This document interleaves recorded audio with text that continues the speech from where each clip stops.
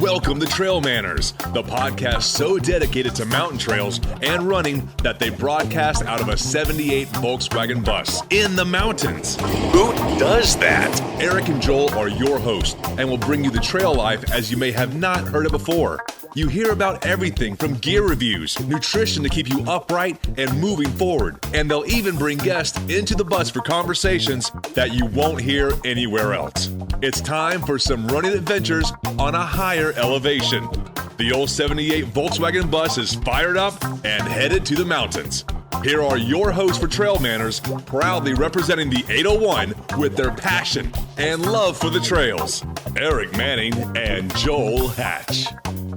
Welcome to the TrailManners podcast, episode number 57. Today, you'll be hearing from a legend, Mr. Roch Horton. I can't tell you how excited and humbled we were to have a chance to sit down with Roch to talk about trail running, ultra running, and the culture within it.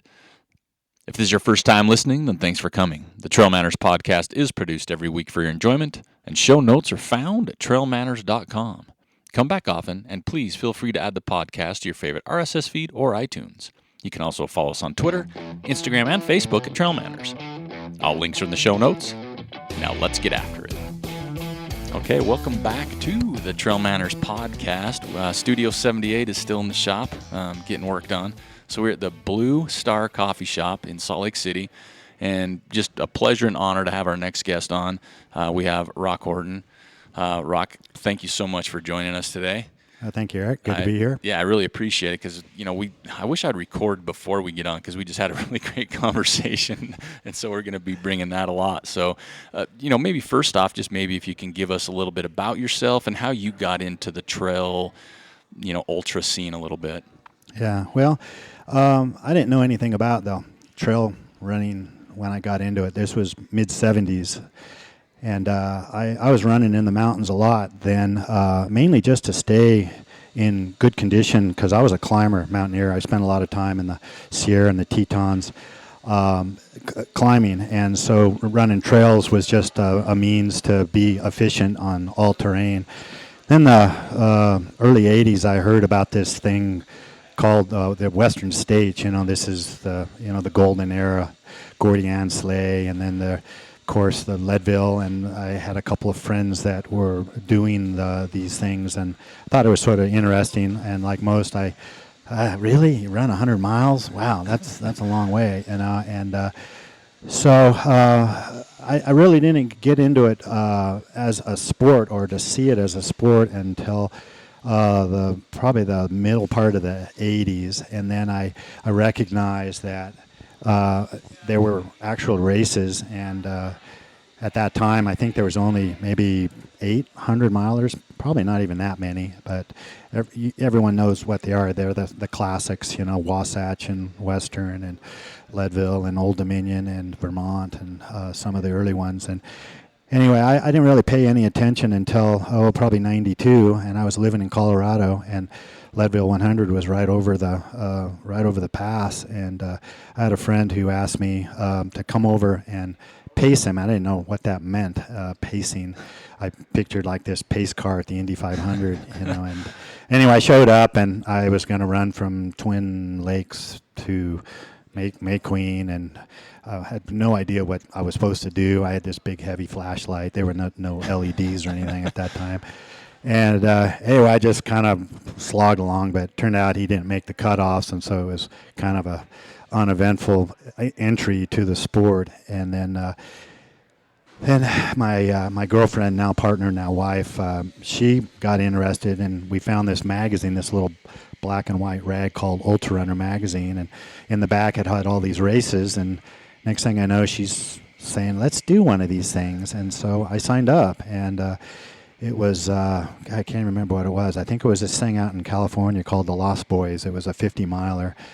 And like everybody, I finished barely, just under the cutoffs, but I was hooked and sort of realized that running outside on trails was more than just staying in shape, but it could be sort of a pastime in itself. And then I just kept signing myself up for races, and then, of course, the big 100-miler opportunity came up, Leadville, of course, because I could train right on the course, and that was my first. And 20 years later, still doing it, and so it's been interesting to see the sport metamorphose from a sport to now it's an industry for business.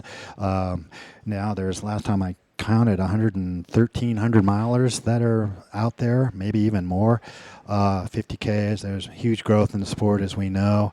That is great. It's come with some issues, of course, from just land use, and the whole sort of social media thing has sort of taken over. So the communication with runners now is so seamless and effortless, where I kind of laugh when I look back, and when we were starting this, to get results, you had to wait maybe 2 weeks or 2 months for that magazine to come out so you could see the results on who won the Western States. And now you get it live, play by play, via satellite, and so things definitely changed for sure. And it's grown beyond what I ever dreamed it would be. And along the way, I realized that if to stay interested, there was much more that I needed to do besides just the running. I realized that it takes a lot. It's basically a sport, unlike others.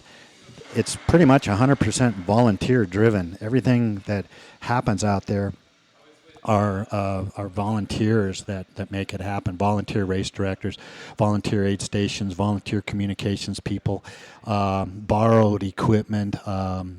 It's tooth and nail. And so I sort of found out that to make it continue to be vibrant, it needs just as much effort to give back as it does to go out there and run and try to to be strong in the mountains and relying on other people for your own pursuits.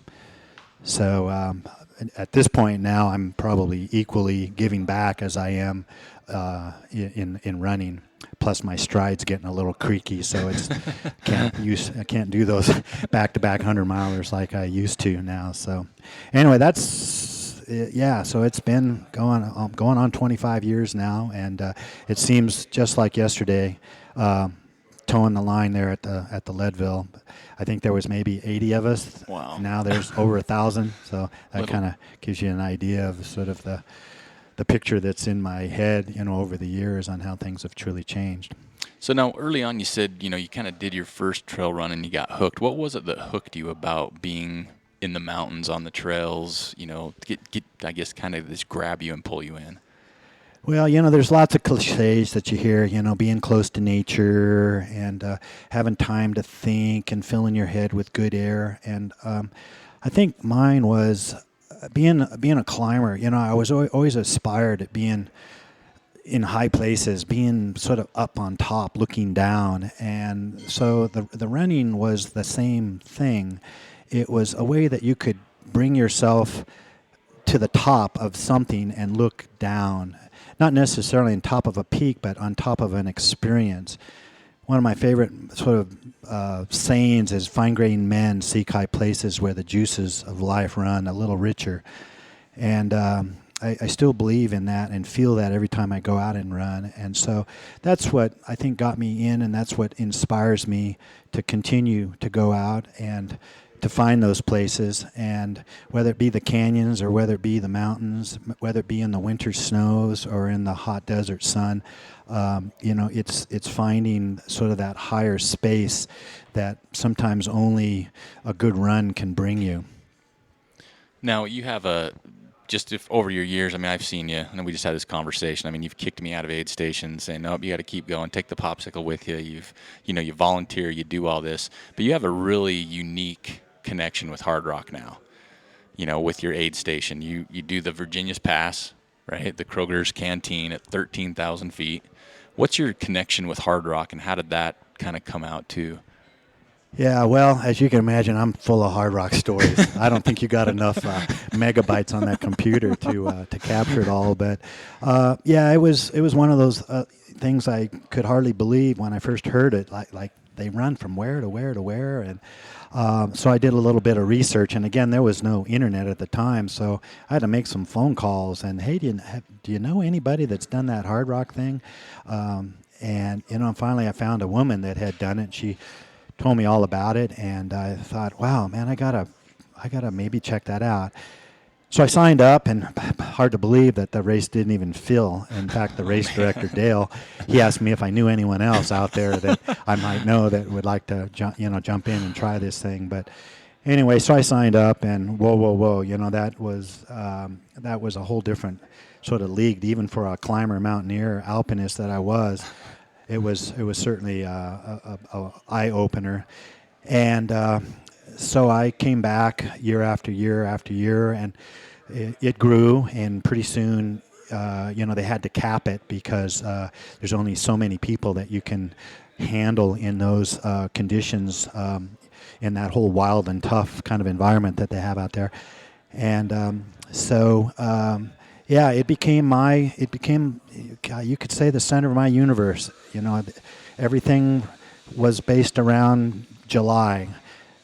First week of July, and my training and all the other races that I would surround it with, and my work, everything. And I would go down like many do, and I would practice on the course, and it just around every corner, over every pass, there was always some new thing I felt, new experience, new challenge that I had to figure out.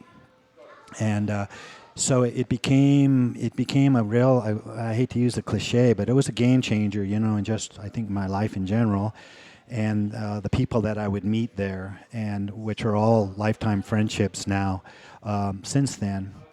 And so then, as the popularity grew, I had all these friends that, oh, you got to try this, you got to try this, you got to try this.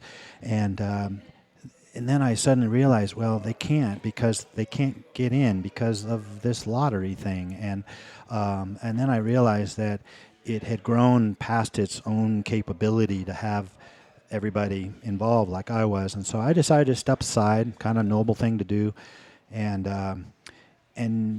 let other people into the race. So I kind of picked a ceremonial person that I wanted to take my spot. And I had just done my 10th Hardrock, and so I thought that would be a nice round number to step aside. And so I sort of ceremoniously gave my spot to Dakota Jones, because he was kind of my new young sort of warrior, this 19-year-old kid that just clocked the 50K race in Moab, the Red Hot, and I couldn't believe the talent this kid had. And I thought, oh, that guy's got to do Hardrock. So I thought, he's the one that I want. And miraculously, he got in. So I think there was some karma there.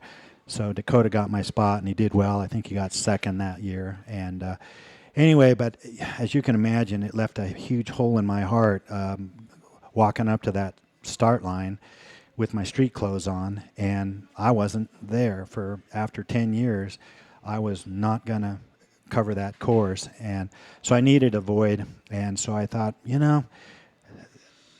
there's this one place on that course that for some reason just captivates me in lots of different aspects, and that's Virginius Pass. From the history of what the miners have done to get over that pass, to hit the brothels and to get their paycheck over in Telluride, to what that pass meant to me in the middle of the night in a pounding hailstorm, and trying to grovel my way up and over that thing. And so I wanted to take over that aid station, and so I asked Dale, and we arranged it. And so the following year, there I was, the aid station director, or captain of Virginius Pass. And so I've been there for 7 going on 8 years now. And I told Dale one time that he would go, well, how's things up there, what's it like not being in the race? And I had to be honest with him, and I said, Dale, something, especially in the counterclockwise direction, working that aid station, I think, is a bit harder than running the race itself. Between hauling all that 700 pounds up there and being up pretty much as long as all the runners are up, over 50 hours without sleep, and kind of taken every runner like they're my brother or my sister and given my all to make sure that they get over that thing like I did for so many years. And so it was a new way to, I mean, I had to train for this thing. I mean, for an aid station. You know? And I realized that, man, I got to have other people that are as crazy as me. So I decided that it's going to be like a little alumni place where old hard rockers maybe go to finish out their careers. Maybe they're not at the starting line, but they can still give something and have the same exhilaration. And so that's what we have now. So my hope is to give Kroger's up there 10 years and then maybe hand it off, nice round number, and then I don't know, maybe go and, if I can get in, of course, that dang lottery, maybe try one last swan song to get around that course one more time, maybe as my last run of my entire career. I don't know. I think that kind of stuff once in a while. So, so it's anyone that's been up there knows exactly what I'm talking about. And it's a special place and always will be. And, if you ask me, where do you want your ashes? Well, it's pretty obvious. That's where I want my ashes. Well, I mean, you talk to anybody who's done the race or been up there, and not that the race itself or the other experiences aren't there, but for sure the Kroger Canteen experience is something everybody will talk about. They talk about it. I mean, the size of it, kind of what happens up there, as far as, they get a shot of whiskey, tequila, whatever you have on tap. It's really good mezcal. Yeah. Really good. So, I mean, you've also... I don't even drink.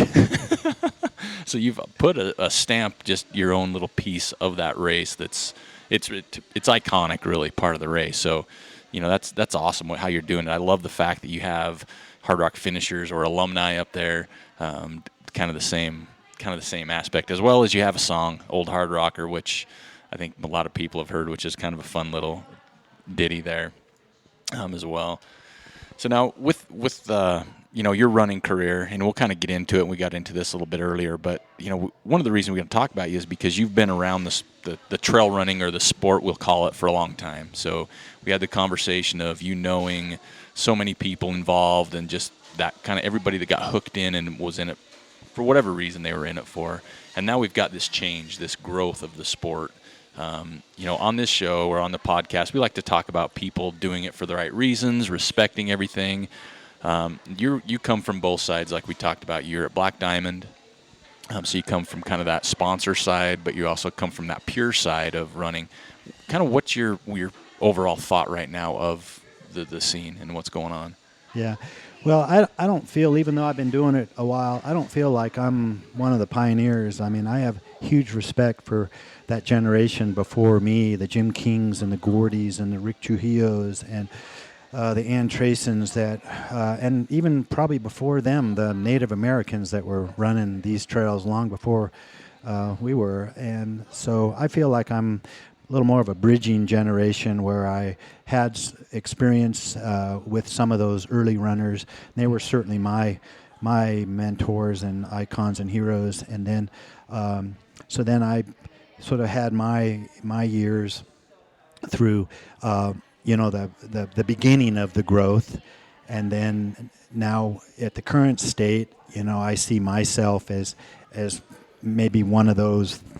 I really don't think, I could call myself a pioneer by any means. Let's just say I was a half-hearted zealot that just loved this whole thing, and I'm lucky enough to have, I think, or to be part of this fabric, of this community, this tribe, whatever we call it these days. Some amazing people, and that I now call lifelong friends, and I'm that to them. And so, along the way, it's good because, as we know, us trail runners, especially the ultra runners, we have a lot of time to think. And when we're running, I think all that air in our head gets us to think rather well. And so we can evaluate where we are, where we're going, where we've been. But I think the one word that summarizes it is respect, and trust. Trusting each other, because, we are trusting these race directors, sending us out in scantily clad in the middle of the night. and knowing that we're going to make it to that finish line, and respecting everything along the way. But something that I've noticed more, and I don't know if it's just because the communication now, or all the components of what we have, the coaches and the books and the podcasts like this one, and all the blogs and the social media components that are now entered the sport. And I almost think that there's a information overload. And if I was getting into the sport now, I think I would be very frustrated, just because, like, who do you believe? Is caffeine good or is it bad? Yeah. How do you train? Who do you train with? Is speed workout good? Is speed workout bad? You can just go on and on and on. And, all I had to worry about back in the day was, making sure I had a little bit of water, and we had a Snickers bar and a flattened out peanut butter sandwich in my back pocket. And that's all we had to really worry about. And, so now there's so much information, and I think in some ways it's good, because someone, it took me, honestly, 10 years to finally figure it out, where I could be somewhat proficient, where I wasn't always sick or blistered or confused. And now I see these upstart runners that are coming out of even high school or college, and, and they're going right to the top of the standings. And wow, and how much they know so quickly, and because of all these modern components. But at the same time, there's a disheartening element that when I read blogs or reviews or things like that, and there's people dissing each other, or there's a sense of entitlement where, well, I paid for this race and I think the food sucked at those aid stations, and the prize was this little piece of wood on this ribbon, and that was bogus. I've been running marathons all my life, and I get this like really cool medal, and blah blah blah. I don't want to start ranting here, but I would just start to see more and more of disrespect that the sport that I just had never really seen before. And so, just like any big growth, you have some of this stuff that starts to come in. And so, but that aside, what really started bothering me was I would see the degradation of the natural environment itself. And I won't mention the race, but I was at this 100-miler, very popular old classic 100-miler, just west of Denver. And it was huge. And everyone, certainly knows what I'm talking about. And but it was sort of that first wake-up call, like, wow, like this is where it's all come. And I felt like there was this ad back in, I think it was the 60s or 70s, and it was an ad about picking up your trash in America, and it had this Indian, and or I should say this Native American, and it was talking about keep America beautiful, don't trash. And the Native American chief had this tear running down his cheek, and because he was looking out at this landscape that had been trashed. And I felt like that, that guy and sitting in the background watching the sport just get trashed, literally from every aspect of it. And so then I thought, well, don't complain about it. Just try to set a good example. So it gave me the inspiration to try to do good in steward new runners and race directors, and just best practices in runs. I tried to get involved with as many runs as I could, volunteering, trying to generate less trash, trying to encourage runners to not go out and train on muddy trails if they could avoid it because of damage, and recycling and the use of reusable cups rather than cups, paper cups, and everything I could to try to get it to be driven by the runners themselves, best practices, so the run directors, race directors would follow suit. And some have, and some have done a great job, and some are learning at the same time. But at the same time, the environments themselves, those very precious ribbons of trails that we all really need, we've got to protect those, and we've got to go out and work hard to keep them in the kinds of condition that allow many of us, many more than we ever have, to go out and run them. And even my local trails here in the Salt Lake area, the beautiful Wasatch, and I hold dear, and I'm seeing just the massive onslaught of new users, which I'm excited about, because hopefully these users will vote to keep wilderness and keep these trails, and maybe get involved with trail work, and encouraging other new people to do the same. But it's important that we understand that this stuff is not. It is a renewable resource, but we have to stay aware of that. And we all know that there's trails that are now closed. Some of my favorite that I can't really go to. There's race courses that are at risk of having to change because of land use issues, whether it be private land or whether it be public lands. And race directors now are struggling to get permits as a result, because of so many people, the liability of people that maybe don't feel they need to be responsible for themselves because they have aid stations every 5 miles, and they have their phone in their pocket. They can call for help anytime they want. And so now the land use agencies, whether it be Forest Service or the BLM or the private landowners, are certainly aware of all these new users, and they're fearful that things could happen. And so it's putting a little pressure from all different directions on the sport. So I think it's being that it's such a volunteer sport driven, there's no governing board, there's no international association of XYZ, and so we have to be governing ourselves. And I just hope that the new runners understand this and continually give back and show responsibility in every way they can. So, because I don't know how you look at yourself. I know sometimes people don't look at it, but you're definitely a mentor, for a lot of people that are still doing it and still doing great things, and people that may not be doing it as much. But I could go down a list of people that I've talked to, and your name pops up like every time. So, you've been that mentor. What kind of things, because we like to talk about that here, what kind of things would be kind of, I want to say advice, but maybe some best practices for like this newer generation of runners that are coming up? What are some things that people can do? You just mentioned, maybe vote, or, what are things that could kind of keep this thing pure? Yeah.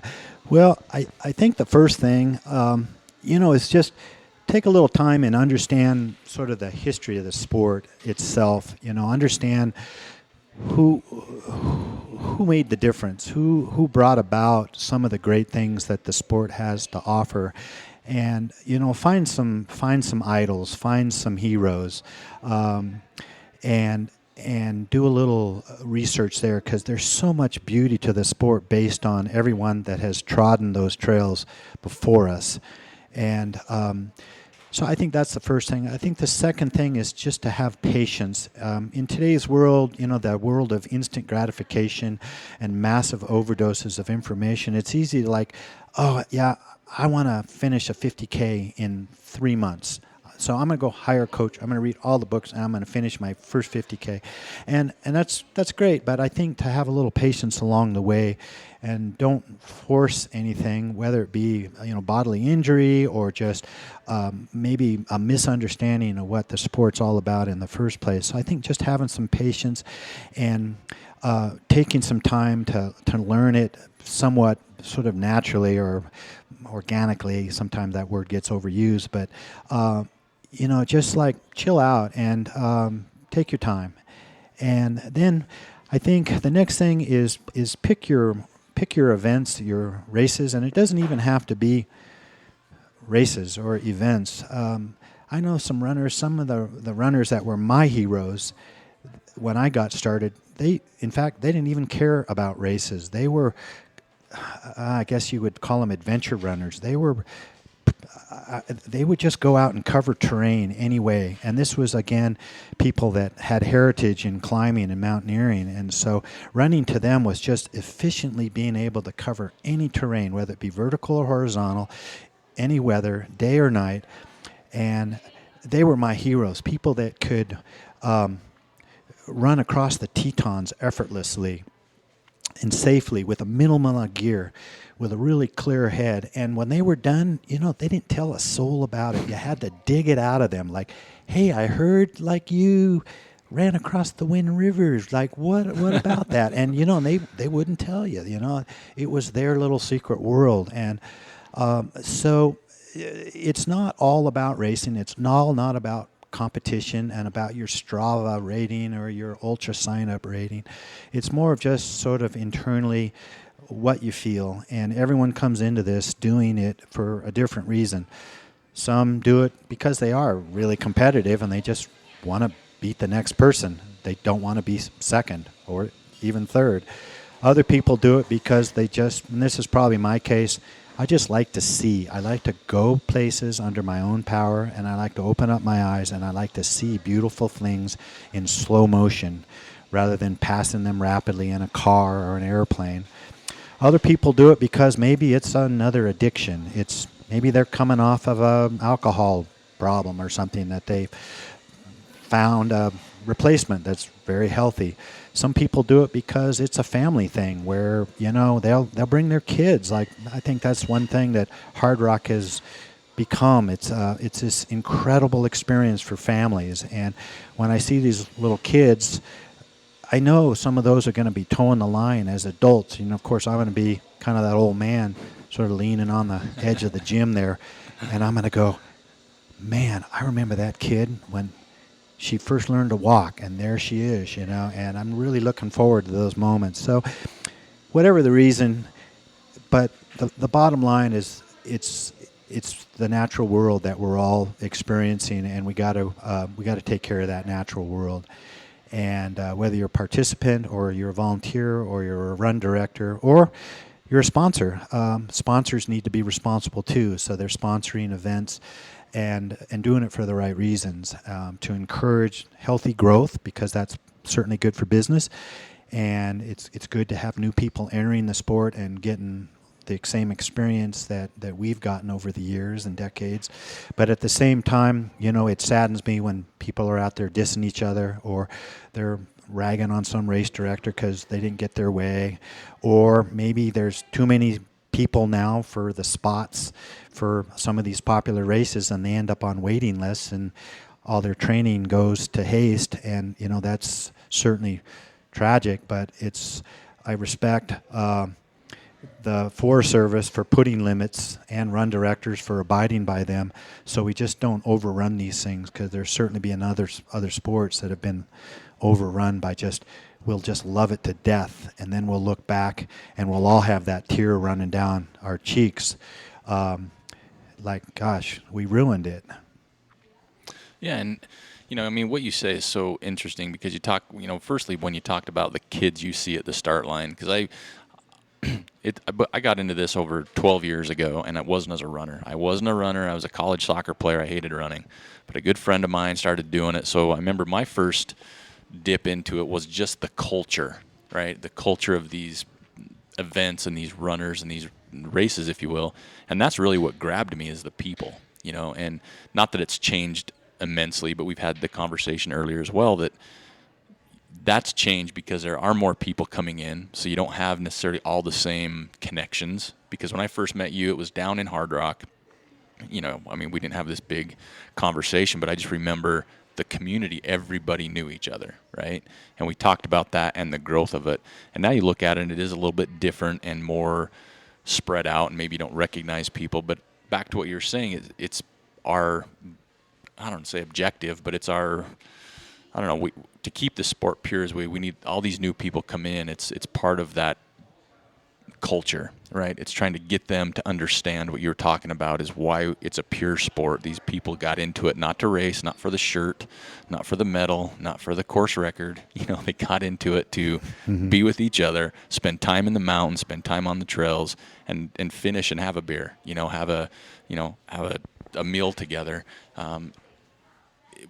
As a race director, because you've done the race directing thing too, what can be done on that side? You talk about limiting things, but it does seem like race directors come under an amount of scrutiny, whether I didn't get the size of sweatshirt I wanted. I know I registered yesterday, but how come I don't get a coffee mug? Things like that. As a race director, is there really much you can do? Because it seems like there's that fine line of I want people to sign up, so a negativity is going to impact my race, but I can't just be willy-nilly. Yeah, I think one is just not only has the growth been in the participants, but in the number of races themselves. I mean, I used to be kind of geek out and try to keep track of all the new events, and then, of course, that was beyond my capacity. There were so many new 50Ks, and then when in the non-ultra distances, the half marathons, the marathons, the 10Ks, and all these plethora of distances now that are off-road, I gave up, and you need a fairly sizable hard drive now to keep track of all these events. And so at the same time, there was growth, and anyone that is savvy goes, hey, I think I'm going to start a race because I think it's kind of cool, and I would love to have people come to my town and run my trails. And then all of a sudden they realize, well, I can make a little money on the side putting these events on, if I keep my costs down. And so then the number of race directors just sort of popped up. And like anything, some were able to pull off better organized events than others. And just like the runners themselves, I think some were doing it for maybe the wrong reasons. And so there have been events that have been less than well managed, and not that they all have to be perfect, but at least if they're going to be year to year to year, they have to improve each year. And so, but I think race directors' responsibility, number one, is just the resource we talked about before. They got to pick their courses carefully, making sure that sending 300, 500, 1,000 runners over those trails is gonna work. And they're going to need some help. They're going to need some advice from the local land managers. They might not agree with it, but they have to know when the land can't take it anymore. Next thing I think they have to do is provide, adequate just care and feeding for the runners during the events, care and feeding for the volunteers during the event, adequate preparation, money taking, accounting, all sort of the business aspects of putting on an event. And then I think, addressing the cultural thing is offering sort of extensions of the run itself that bring those people together. And I think, I'll look at some of these, some of our heroes. I'll use Carl Meltzer, as local Salt Lake runner here, good friend of mine. I worked with him on his speed goat race. And, through the years, Carl was always that guy, even though he just clocked a course record or he just won his 27th 100-miler. He didn't have to stick around after the race. He could have just gotten his car and drove home and turned on the TV or taken a nap, gone to a pizza. But he didn't do that. He would put on his old ratty slippers and his ratty down jacket, and he would sit there at the finish line, and he would cheer every single runner to the very last runner in, race after race, anytime he was out there. And so, and it was because there was some meaning, obviously, for him to do that. And so the point I'm making is that the run directors make a space, make a sort of a look and feel to their finish lines or their start lines where this can occur. And if you look at all the great events out there, the beer parties afterwards, the hot soup, the burritos, the live entertainment, so many of these great events come to mind. The Bear 100, like who would you thought you can eat all the shrimp and trout you could ever stand at the Bear 100, things like that, and just the camaraderie. And it all boils down to we need stories. We need time, just like these podcasts. We need to be able to tell these stories because that's really what is the joy of the sport is all the stories. And occasionally people come go, Roch, you should write a book. God, you're full of stories. And I thought, yeah, wouldn't it be great if we could capture all the stories, especially the 100-milers, because there's there's so many of those all-nighters, and capture all those stories into a single volume, a single book. And that book is yet to be written. I don't know if I have the capabilities of writing it, but that's anyone listening here, and you're an aspiring writer and maybe a photographer, ultra running is in dire need right now of the book that captures the essence from the beginning to the current and maybe a vision into the future, and capture some of these stories. And so back to the race directing thing, to create the venues and to make it comfortable for people to share those stories, to be there with their kids and maybe their parents and their grandparents, and to sit there and come off of a hard race and to feel that community, that camaraderie, that tribal feel, that means something, that matters. And especially when the events go well, but even when they don't go well, when the weather is crappy or the course markers got poached and the leader lost 45 minutes and ended up in 5th place, we still need to celebrate and to share those stories, because those things will live on and on. Every single mile, new stories will pop into your head, and you need to cherish those. Now, speaking of stories, I mean, like you said, you could write a book. You have a ton of stories from like the Hardrock course, from the Hardrock culture, from the years that you've been there. What's that, 17, 18 plus years at least, right? Because you were talking about the added time. Do you have anything you could share with us, like one story that just pops out that's just something that maybe people would I don't know, gravitate towards even? Oh, my. There's so many. Oh, gosh. Oh, yeah, man. Well, yeah, here's one. It doesn't even have to do with racing the Hardrock. It was going out and doing a training run one time, and I was with Catherine, my gal, and Buffalo Boy, somewhere up there, Maggie Gulch area. I had this cool hat. It used to be kind of, how every runner has their hat. Hat. It's like the hat. Like you just don't, it's your identity. It's your badge of honor. Anyway, I left my hat up where we'd done this little turnaround, and I had discovered it like halfway down this valley down in towards Maggie Gulch, and so I go, crap, I got to go get my hat. Where is it? And so Catherine offered to go up and get my hat for me, and I thought, oh, sure, okay. So I had this time. It was probably about a half hour away. So I had this time. So I'm just out there, this beautiful little grassy hillside full of wildflowers, there, and so I'm just leaning on my elbow, looking out over the landscape around, and anyone that's been down there knows exactly what I'm talking about.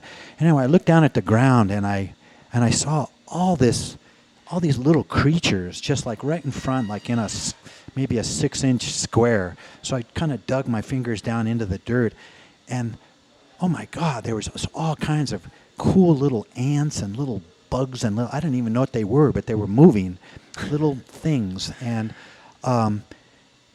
anyway, the moral of the story, in 100 miles, just imagine all the little things that you're sort of stepping on, or going past, all the little tiny flowers. And so what sort of ingrained in my head that day was that it's easy to look at those big peaks, especially at Hardrock, because it's such a magnificent, bold, full of expression, all those peaks and the passes and the deep valleys and the creek crossings and the air and the sun, and I know I'm waxing a little poetic, but stop sometime and notice the tiny little things at Hardrock as well.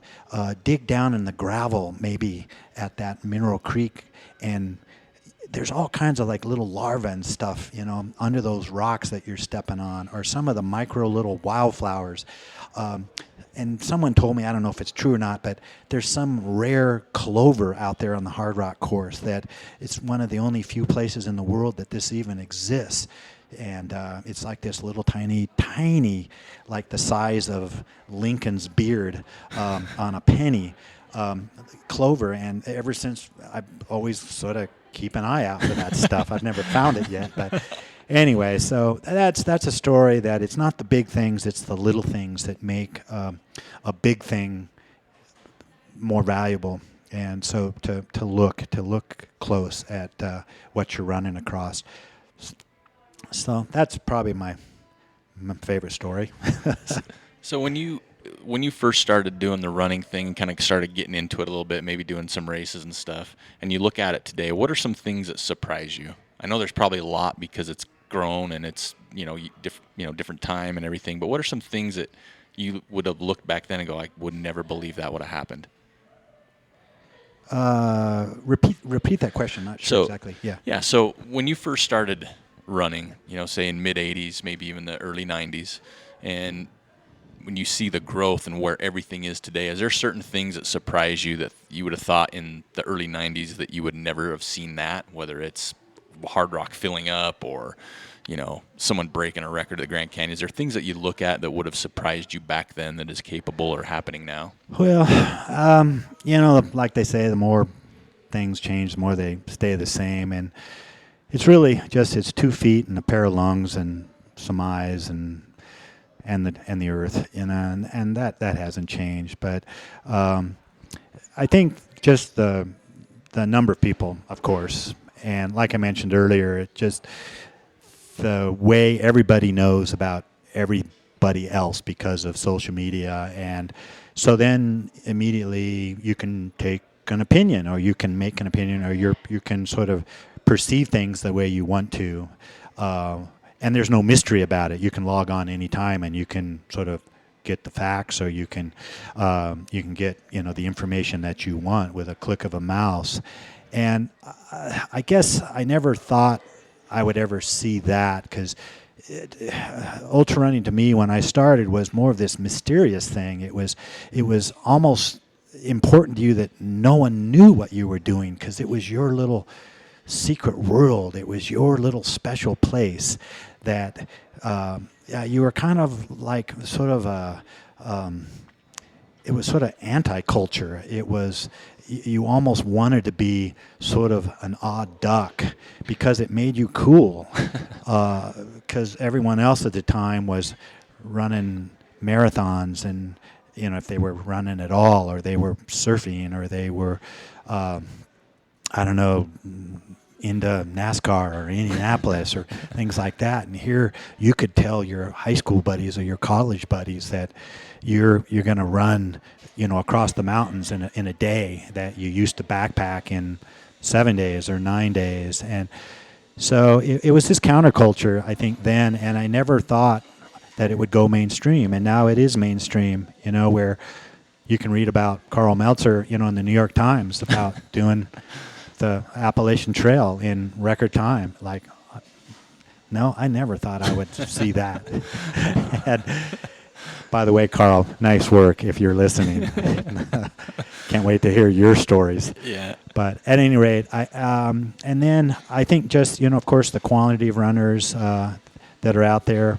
I could go some of my favorite runs, whether they're in Colorado or here or in Southern California, and I could almost bet you $1 I would never see another trail runner. You just never saw it. And you could see hikers with their dogs, but you never saw it. And now some of my, my favorite local daily runs here, it's not a day that goes by where I don't see, let me exaggerate here, but at least a dozen, if not more, trail runners, with their vests and their hats and their Stravas and their compression and all that stuff out there, and and which is good to see, and especially when they're having fun and they're being respectful, and maybe they stop and say hi, or maybe they have a question like, hey, have you ever been over that trail? Where does that go? And I guess I love it when people don't log on and do sort of look at the tribal method of gaining information by asking the tribal elders, if you will, because that's that's sort of how I had to do it. I didn't have, all that information. And so if I wanted to seek out a new run, or, hey, is there water down there? Can you get out of there before dark? All that stuff now, of course, you can log on and get all that. But I love being stopped on the trail and asked just simple questions like, where does this go? Fully knowing that they could just pull their little phone out right now and Google it, and the little blinky blink is going to tell them exactly where to go, and there's going to be 10 write-ups and the fastest known time and all that stuff. But I guess I love the innocence that's still out there, and I love that new runners that decide to run innocently and just kind of take it mile for mile rather than cramming their heads full of all this preconceived information and then being let down when it doesn't quite unfold that way, in this little movie that they saw online. So. Well, because what you were talking about earlier, too, is just the simplicity, just like it's a pair of shoes, it's your lungs, it's the ground. Do you still kind of keep that simplicity with going away from maybe the technology and the gels and the nutrition? Do you just try and keep everything you do still just keep it simple as you can? Well, no, I mean, I geek out. I'll admit it. I kind of look at when I started, there were no gels, there were no cell phones, there was no internet. I look back at that and I go, wow, how did I do it? Well, easy. I just, you just did it. But a lot of these technologies for sure, and I'll use headlamps because I know that game well. Yeah. And they've made it possible now to go 1, 2, 3 nights in super bright quality white light, on a single set of batteries, and make night running as fun and cool as day running for those that choose to do that. And you don't have to borrow Dad's 3D cell ever-ready, tin flashlight anymore and bring spare batteries and bulbs anymore. So for sure, and nutrition and the comfort of carrying hydration and injury prevention and injury mediation, and it goes on and on and on and on. And certainly I've embraced all that. And but I think you have to know when to not let it overwhelm you. And I see some people that might let that sort of get in the way of the true experience, and that's their decision. And but when I see them taking all this time to prepare, let's say, for a 50K or a 100-miler or any distance, and spend all their time getting their gear together and these giant drop bags that they'll get to an aid station and they'll get their drop bag and they'll be just confused, like, oh my gosh, what should I grab? I got all this stuff here. I packed it for a reason, but I'm really unsure why I did. In fact, I don't need any of it right now. So they just throw it back in the pile and they grab a pretzel and a banana and off they go. And they have a great run. And so it's important to know when to not need gear as it is to need gear. And then on the flip side, we see a lot of people that will go out there underprepared, especially when the forecast looks bad, and they knew full and well it was probably going to snow at the high elevations. They knew full and well there's 9 to 13 miles between an aid station, and for some reason they felt that they needed to leave the aid station in a singlet and a half a bottle of lukewarm water, and that's all they had. And of course they get out there and they get in trouble, and they're either bailed out by other runners, or they stick it out, just grit it out. But they have a ragged time, and maybe they drop, maybe they don't. But it makes race directors really nervous to have that kinds of things occur, and so it's good to know when to have gear and when not to have gear, and it just takes experience to know that. So keep experimenting.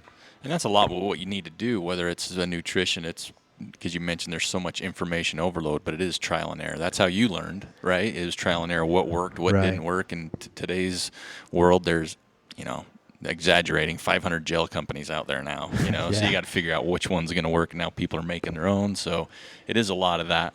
So I'm going to put you a little bit. If you had your magic wand and you could wave it in the air, what would you like to see the future of this sport do? Oh, that's easy.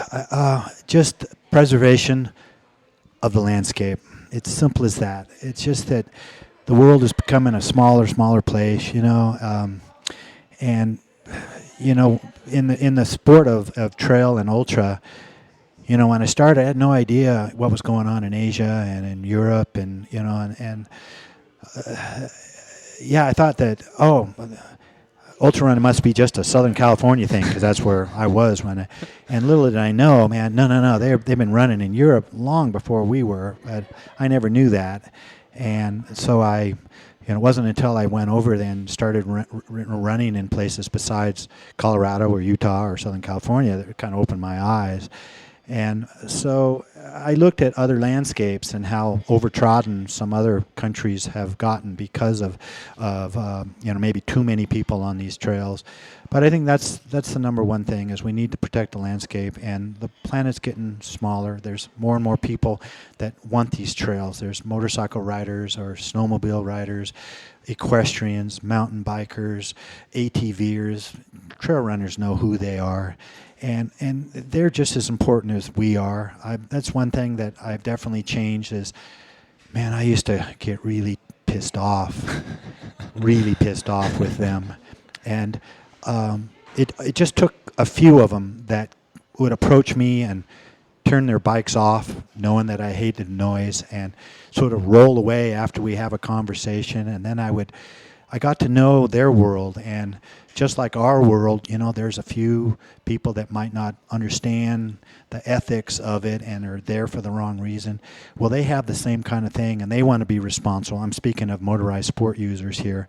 And I know some of your listeners completely disagree, but I feel that they're actually our allies. Some of the trail work that I've done out there, who shows up? There's a lot more motorcycle riders that are pitching in, moving rocks, protecting trails, as there are trail runners.